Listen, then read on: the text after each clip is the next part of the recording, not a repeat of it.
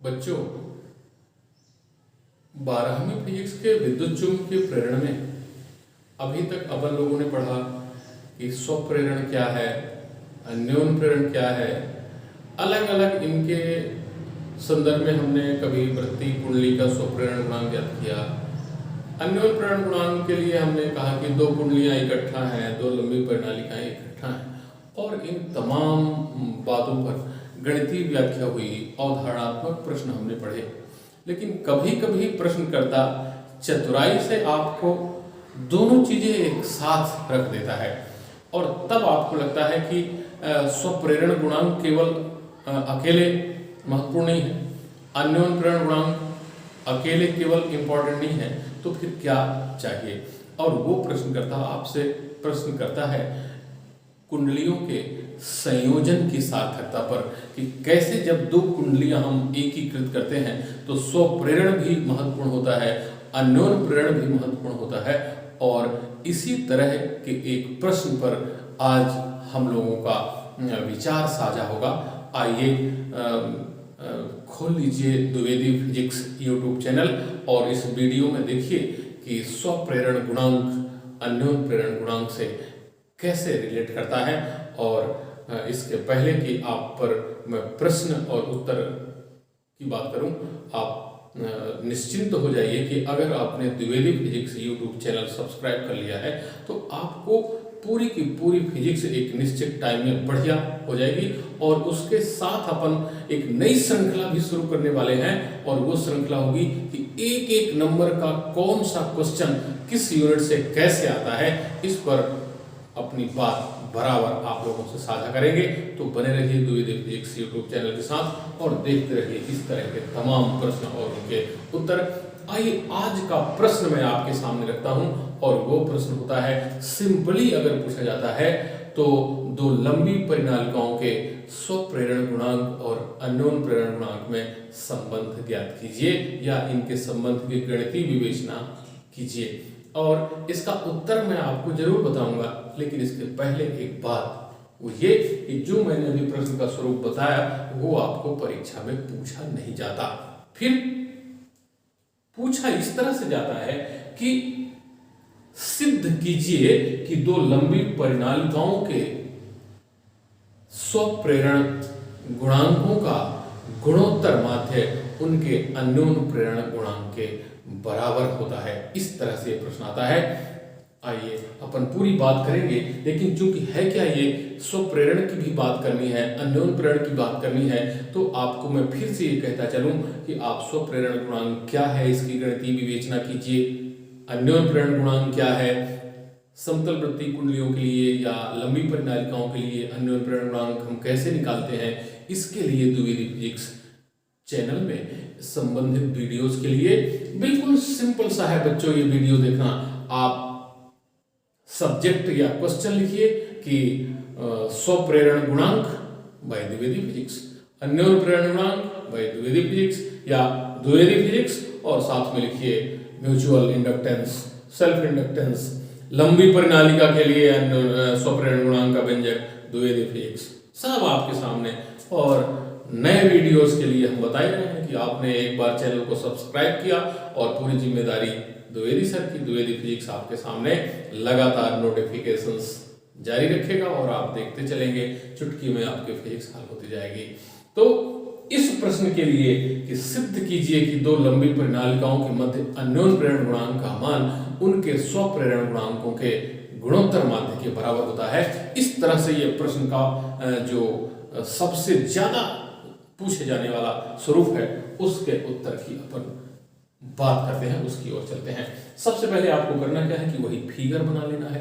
क्या कि दो लंबी परिनालिकाएं हैं, निश्चित रूप से अपन ये सावधानी जरूर बरतें कि जब समाक्ष परिनालिकाएं हैं तो उनकी रेडियस यानी उनका area of cross section same मान लीजिए, यानी एक बेस ले लीजिए, एक फ्रेम ले लीजिए, जो अपन क्या करते हैं, जिसको अपन व्यवहार में कहते हैं एक पोंगड़ी है, एक लंबी नली है खोखली, और उसके ऊपर अपन क्या करते हैं, मस्ती कर देते हैं। मतलब एक तार उधर से लपेट दिया, इसमें देखिए आपने एक तार इधर से लपेट दिया, उसको हमने पीपी कहते हैं। ये पीपी लिखिए ना, मतलब पी माने पोंगड़ी। आप ये कह सकते हैं, अगर आप सब है बच्चे हैं, मतलब तो आप कहेंगे कि P मीन्स प्राइमरी और S मतलब सेकेंडरी। तो प्राइमरी एक बेस पर लपटी हुई है, ठीक उसी के ऊपर सेकेंडरी भी लपेट दी गई है। कैसे लपेटी है ये भी देखिए कि इसमें जो इकाई लंबाई में फेरों की संख्या हमने N1 मान लिया है, in unit length number of turns N1 is expressed here, total length is L, therefore total number of turns in primary coil is expressed as N1 into L। Same secondary coil के लिए भी आपने ये सारी चीजें बता दी हैं। तो अब आप जब इसको लिखेंगे तो इस तरह से लिखेंगे कि दो लंबी परिनालिकाओं के लिए स्वप्रेरण गुणांक और अन्योन्य प्रेरण गुणांक के मध्य संबंध की गणितीय विवेचना करने के लिए या संबंध की व्याख्या करने के लिए मान लेते हैं चित्रानुसार दो परिनालिकाएं इस प्रकार हैं। किस प्रकार हैं?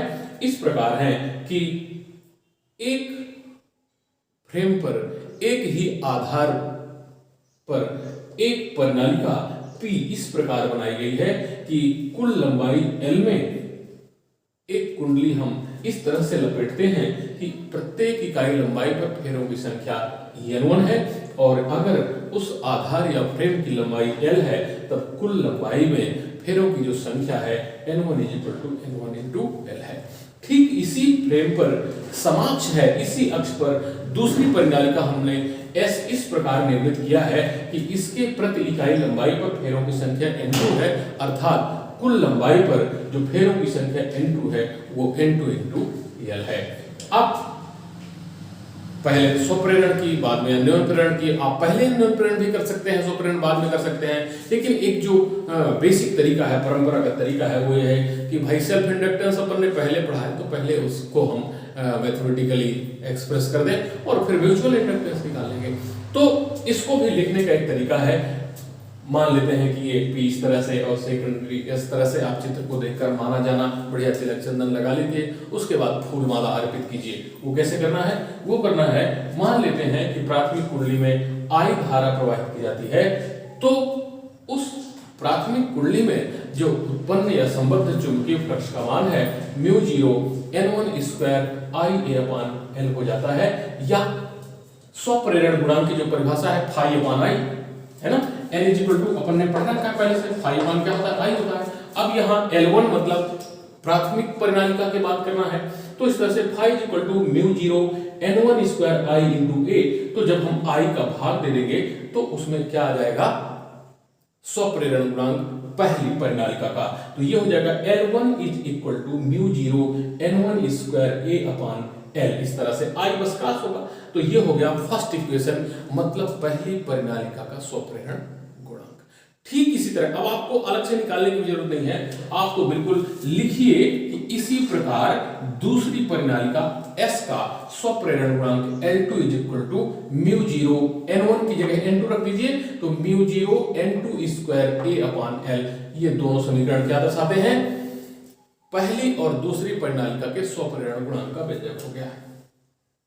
पुनः अन्योन्य प्रेरण गुणांक की परिभाषा से हम जानते हैं कि दो लंबी परिनालिका अगर इस तरह से चित्रानुसार प्रदर्शित है तो उन दोनों परिनालिकाओं के मध्य अन्योन्य प्रेरण गुणांक M का जो मान होता है वो होता है μ0 N1 into A/L। अब आपको तीन समीकरण यहां दिखने चाहिए। इन तीन समीकरणों में बच्चों प्रथम दो समीकरण क्या दर्शाते हैं?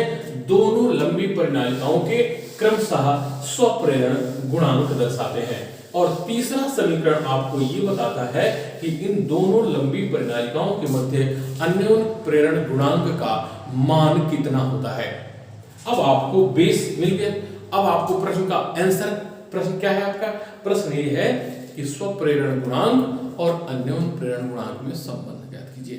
देखिए पहले दोनों समीकरणों में स्वप्रेरण गुणांक है, आप इनका गुणा कर दीजिए। लिखिए समीकरण 1 एवं 2 से, समीकरण 1 एवं 2 से आप ऐसा भी लिख सकते हैं कि समीकरण 1 एवं 2 का दोनों पक्षों में गुणा कर देंगे तो आपको क्या मिल जाएगा? लेफ्ट हैंड साइड में मिल जाएगा L1 into L2, और राइट हैंड साइड में क्या मिल जाएगा? देखिए इकट्ठा लिखने का एक फायदा देख लीजिए, कितना सरल है ये क्वेश्चन का आंसर करना, कितना सरल है, आपको स्वयं महसूस होगा।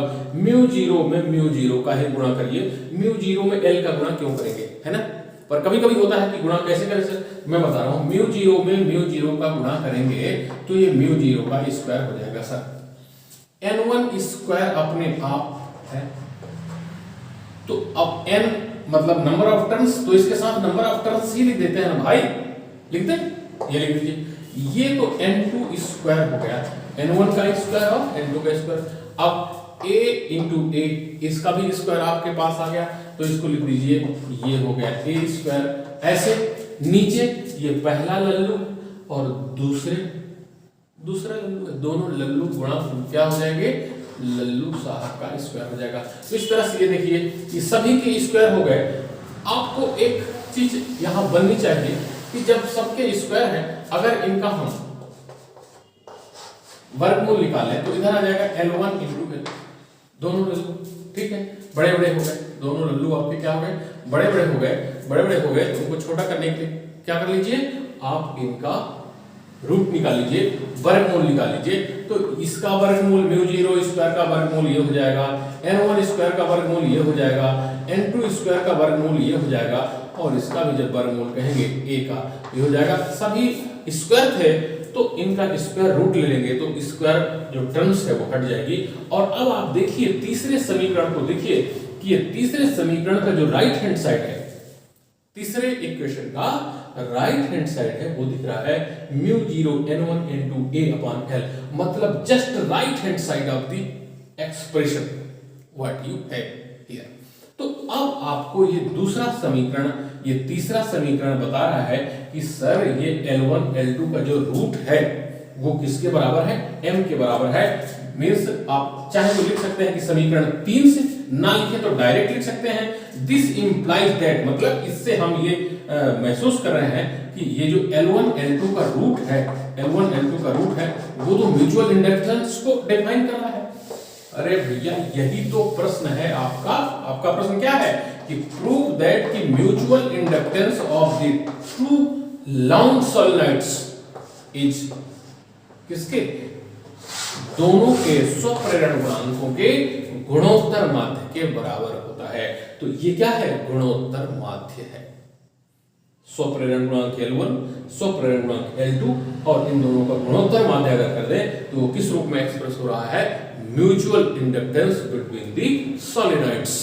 तो इस तरह से ये आपका आंसर होता है। अब आपको फिर से मैं कहूं ये कभी कभी इसी रूप में आता है, यदि दो लंबी परिनालिकाएं जो समकक्ष रखी हुई हैं उनके अगर स्वप्रेरण गुणांक L1 और L2 हो और उन दोनों के मध्य जो अन्योन्य प्रेरण गुणांक है वो कितना है, m है, तो सिद्ध कीजिए कि m √L1 L2 होता है। ऐसा भी क्वेश्चन आ सकता है, पर मैंने कहा कि जो सबसे पॉपुलर फॉर्म है पूछे जाने का वो ये होता है कि सिद्ध कीजिए कि दो लंबी परिनालिकाओं के मध्य अन्योन्य प्रेरण गुणांक उनके स्वप्रेरण गुणांकों के गुणोत्तर माध्य के बराबर होता है, और वो ये इसका मैथमेटिकल एक्सप्रेशन है, और लिख सकते हैं दैट्स प्रूव्ड। तो ये आपका आंसर कंप्लीट होता है, और ये क्वेश्चन भी बहुत बहुत बहुत जितना बहुत कहें उतना इंपॉर्टेंट है, इसलिए इस वीडियो को जरूर जरूर और जरूर देखिए। और फिर हम कहेंगे कि अगले वीडियोस के नोटिफिकेशंस प्राप्त करने के लिए जब चैनल को सब्सक्राइब करें तो उसमें बेल आइकन को जरूर दबाएं। धन्यवाद।